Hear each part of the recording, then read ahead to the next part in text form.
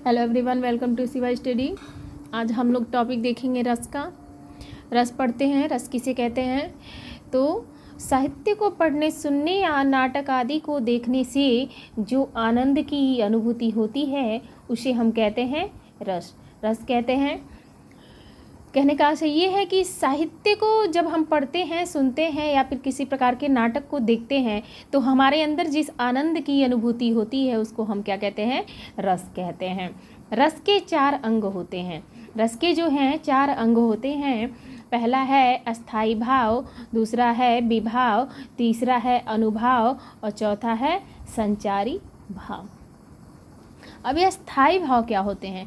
ये स्थायी भाव जो होते हैं, जो भाव मानव हृदय में निवास करते हैं, ठीक है ना, और जीवन पर्यंत बने रहते हैं।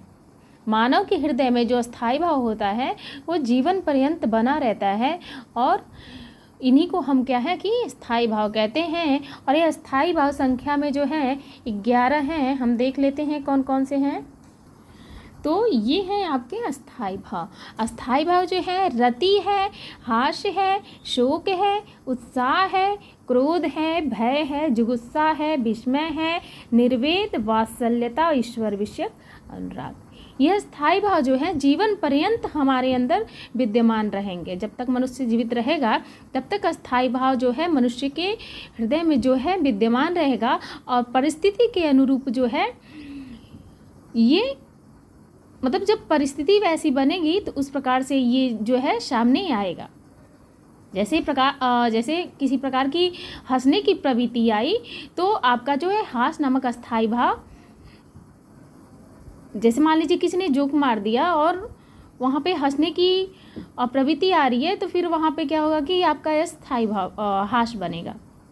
या फिर कोई प्रिय का बिछोह हो जा रहा है तो वहाँ पे ये शोक बनेगा।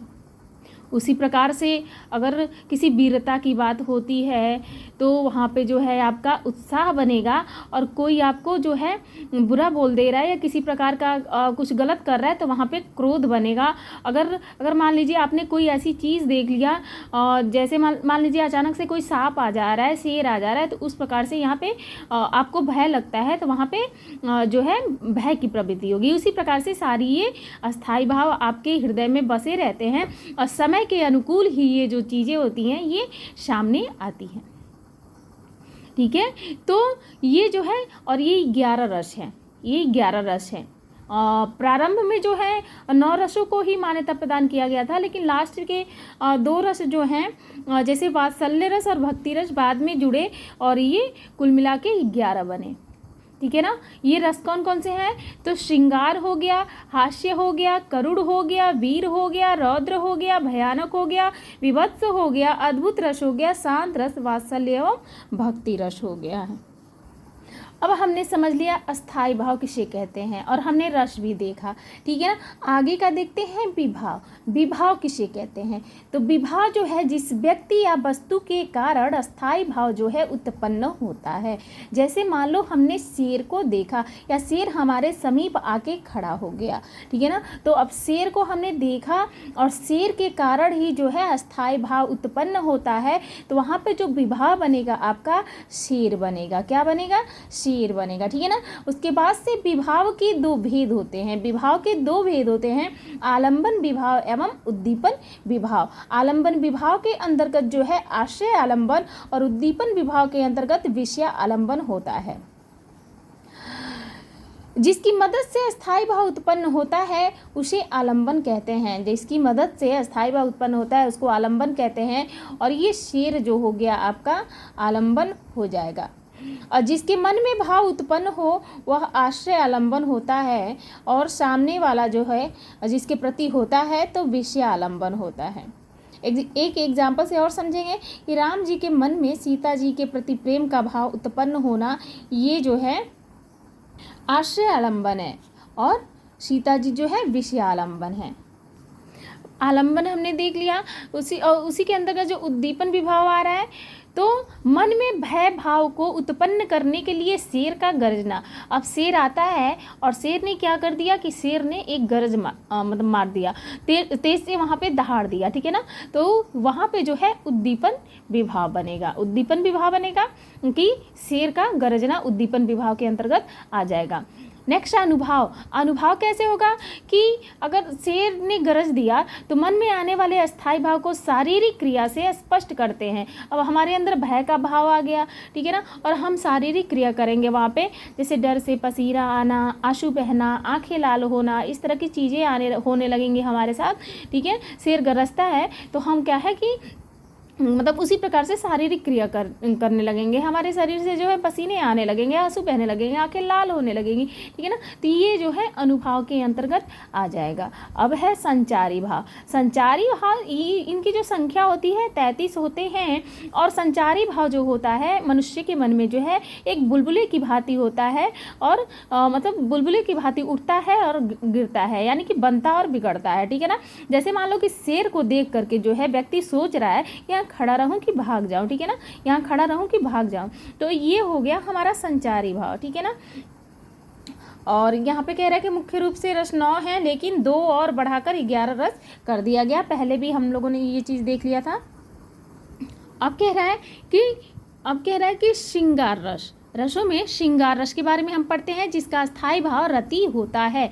श्रृंगार रस, जिसके अंतर्गत श्रृंगार रस के अंतर्गत जो है 2 प्रकार के कहते हैं आते हैं, 2 प्रकार के श्रृंगार रस आते हैं, संयोग श्रृंगार एवं वियोग श्रृंगार। संयोग श्रृंगार कहाँ पे, जहाँ पे नायक और नायिका का मिलन होता है वहाँ पे संयोग श्रृंगार रहता है, और जहाँ पे नायक और नायिका का विषरण होता है वहाँ पे वियोग श्रृंगार होता है। तो संयोग श्रृंगार के अंतर्गत जो है मीरा बाई कह रही है, मेरे तो गिरधर गोपाल दूसरो न कोई, जाके सिर मोर मुकुट मेरो पति सोई। अब वियोग श्रृंगार के अंदर हेरी मैं तो प्रेम दीवानी, मेरे दर्द न जाने कोई, या फिर निस्दिन बरसत नैन हमारे, ठीक है ना।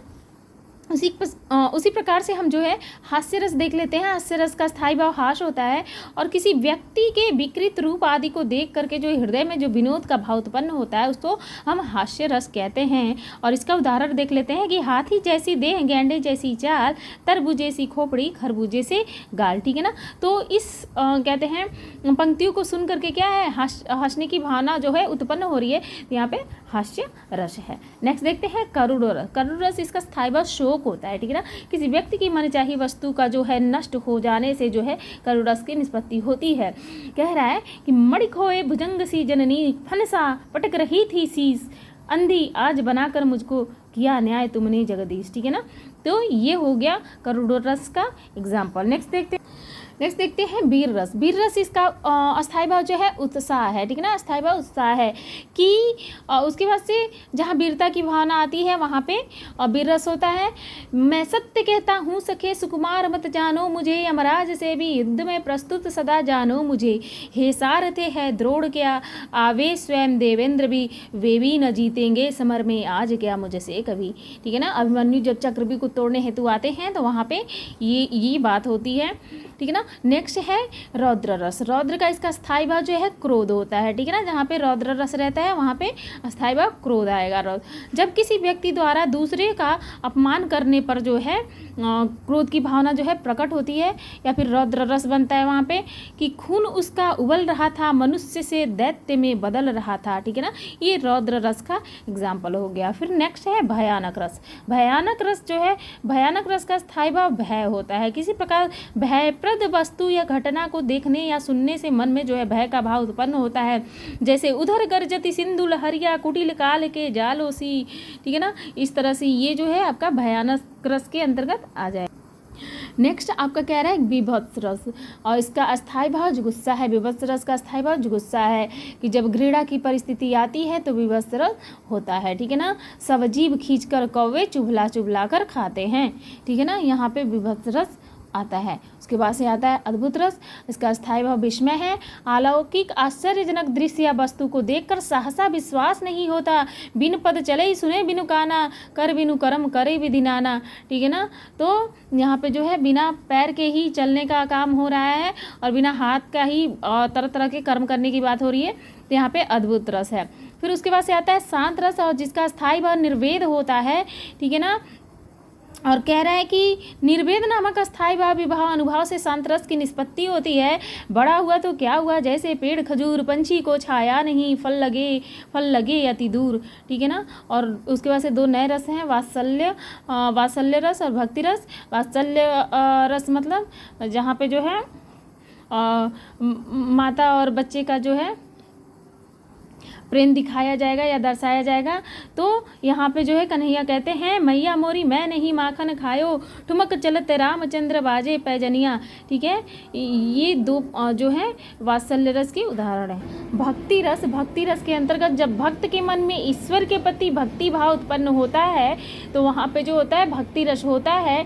मेरे तो गिरधर गोपाल दूसरो ना कोई, जाके सिर मोर मुकुट मेरो पति सोई। तो ये हो गया आपकी रस। ठीक है ना। अच्छे लगे तो वीडियो को लाइक ज़रूर करिएगा। Thank you.